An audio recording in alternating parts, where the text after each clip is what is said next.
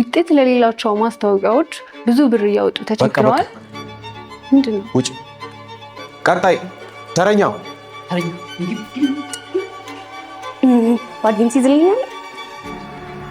ውጤት ለሌላቸው ማስታወቂያ ስራዎች ብዙ ብር። አንተ ምንድን ነው ያመጣብኝ? ቆይ ጭራሽ ትቀብጥብኛለች እንዴ? ውጭ ውጭ ውጭ።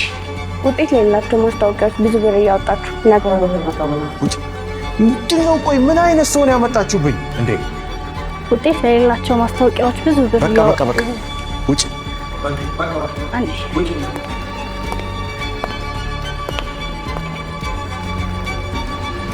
አየህ፣ ይሄንን ነው የምልህ። አስፈርምልኝ።